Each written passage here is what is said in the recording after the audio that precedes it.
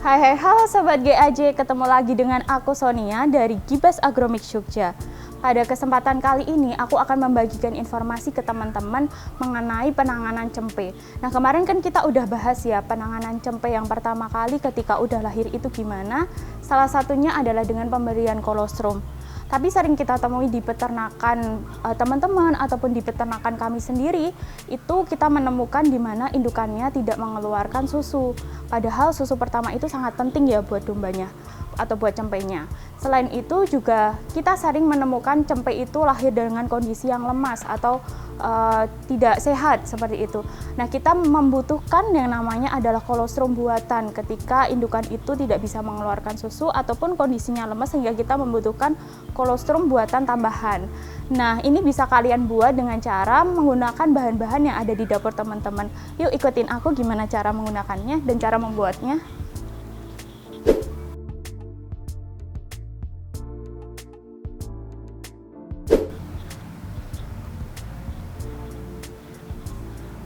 Nah teman-teman udah sampai nih di dapur kita. Terus apa aja sih yang harus kita siapkan? Yuk lihat sini. Nah yang pertama kita tuh butuh susu sapi. Semisal teman-teman itu nggak punya susu sapi yang segar kayak gini, teman-teman bisa gunakan merek susu yang ada di poultry shop atau ada di penjual pakan gitu. Terus kita juga gunakan madu di sini dan juga kita gunakan telur. Nah, lebih baik itu sebenarnya telur bebek, teman-teman.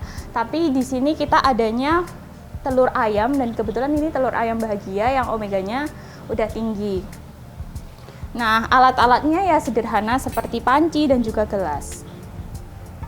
Nah, yang pertama kita bisa manasin susunya dulu, teman-teman.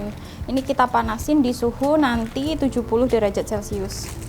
Susunya karena ini ukuran 1 liter, sedangkan kita mau bikin untuk 500 ml, kita cukup membutuhkan setengahnya dari ini. Terus kita masukkan ke panci. Nah nanti bakal kita panasin suhunya sampai 70 derajat Celcius, jadi nggak sampai mendidih yang berbuih.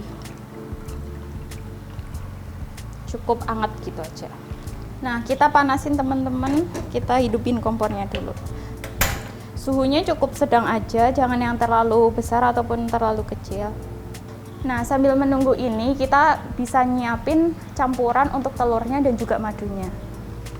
Campuran susu 500 ml kita membutuhkan sekitar 4 sendok madu. Teman-teman bisa menggunakan madu yang dijual di pasaran ataupun kalau lebih bagus sih madu murni.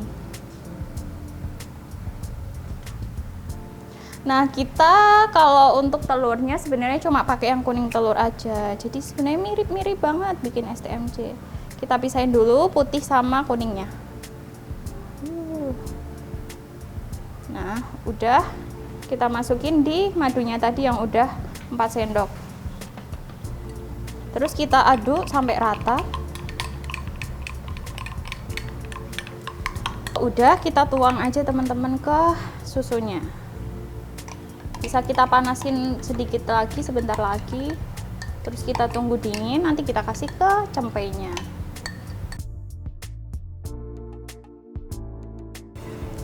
Nah karena ini udah jadi kan teman-teman, kita bisa pindahin ke dotnya.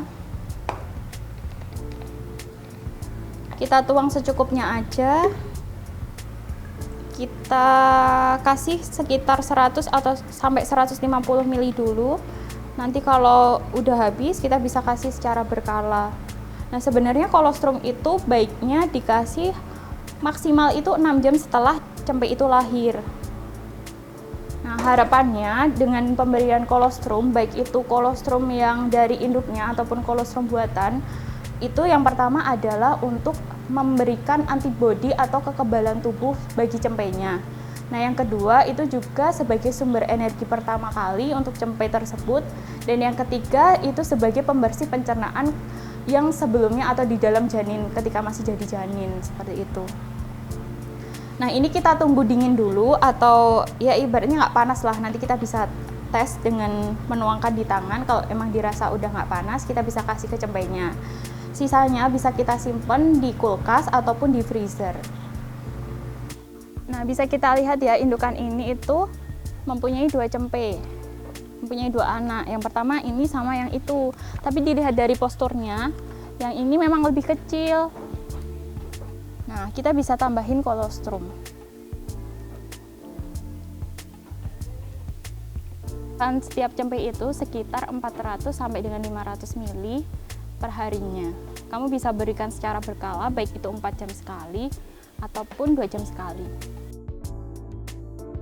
Salah satu tanda bahwa cempe kamu itu udah minum kolostrum itu keluar tai gagak dari saluran pencernaannya atau dari anusnya. Nah, tai gagak menandakan bahwa cempe kamu udah mendapatkan kekebalan tubuh dari kolostrum.